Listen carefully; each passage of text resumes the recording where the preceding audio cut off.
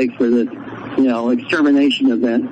Well, Forward, I agree. All right. Extermination event in history on our immediate horizon. Hope that Dana is all right. He usually stops by. He's fighting issues in Canada, as you know. And his website is thenuclearproctologist.org. So stop by there. Now, if you look at some of the headlines, let me just scan down these real quick. I already did the mutations in every fir tree near Fukushima, also found in bugs, monkeys, and fish. Russians panic, flee, radiation cloud pouring from nuclear plant. That's the Leningrad plant. Not a word from there in nearly a week. Nothing.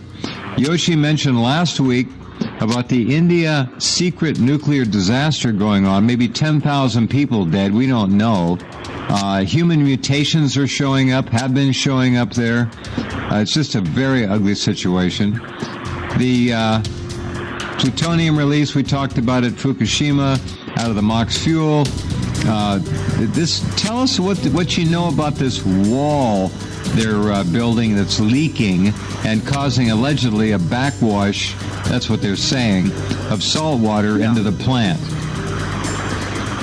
Well, basically, that claim comes from Tokyo Electric and the various contractors that work for Tokyo Electric. Right. The wall, as I've mentioned before, is not a solid seamless wall. The technique is called plating, which means driving in pieces of metal into the ground. These foundations of building that footings, foundations, yeah, so they use these pipes. They're driving in these round pipes, and water can get through the pipes. Now, the reason they didn't seal the space, is just the small space between these pipes, and it is obviously going to be because you can't drive everything in perfectly perpendicular, is that the assumption is that the water pressure behind the wall from the Fukushima side will be greater than the pressure of the seawater, because there's no waves, this thing goes into the idea. Harbor, okay? So there's no waves breaking through unless there's another tsunami.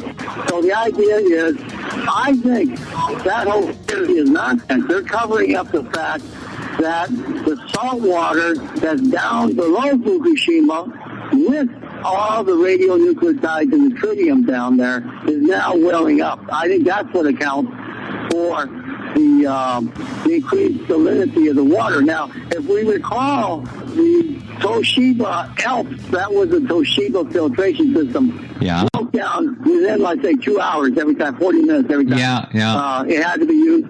It was, and this osmotic system, its filters failed because of salt in the water. So, in other words, there was a massive amount, much more salt poured into the reactors than anyone wants to admit. On March 12th, basically what happened, the plant ran out of water because the water mains in the area were all broken by the earthquake. So they only had a few storage tanks of water. Right. There was no resupply off the mountains because all the thermal power plants that power, actually there's just one. It's in Haramachi. It's run the Tohoku Electric Company. It's in Minamoto. It's north of Fukushima. That plant got total, really wiped out by the tsunami. All the coal was washed to sea, and the plant was damaged. This is what a local guy told me when I visited there in 2014, June. And I asked him, how long did it take for that plant to come back up? He said, well, about 9 months, 8 to 9 months. And I said, well, this is like plows to the cities up north. And someone said, no. This plant is always supplied and still supplies only Fukushima number 1. Its sole purpose is to provide power. Really? So that plant was down. Yeah, that plant was down for 8-9 months, and that's what ran the water main, the fresh water into Fukushima. So they had to replace a lot of pipes there, rebuild the water system. So they fudged. Now, the people at Fukuleaks were kind enough to send me some Tepco reports that show how they got fresh water there to site.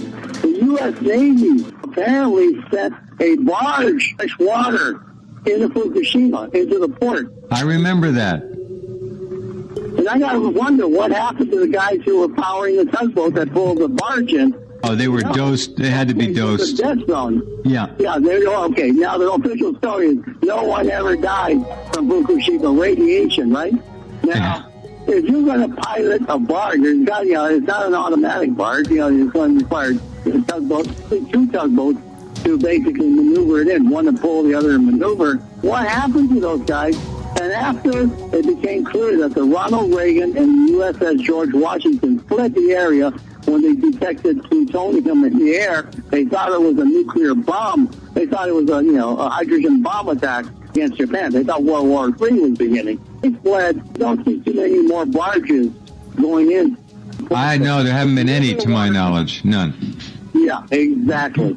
So in other words, they were pumping millions of tons of water to and around the reactor building. Yeah. As you recall, you're the one who noticed it on the video. Good job. Remember, you mentioned, described the hose over reactor building 2 started dangling in the wind. The water was being blown outside the reactor. Remember that? Yeah, sure. It was a pathetic show of reactor cooling, because at the time, I think they knew everything was gone. As we were kept Oh, they had to. There's been a breach. Yeah. We said there was a breach in the ground. They kept denying this 18 months, 2 years. They denied, more than that, 3 years, they denied the breach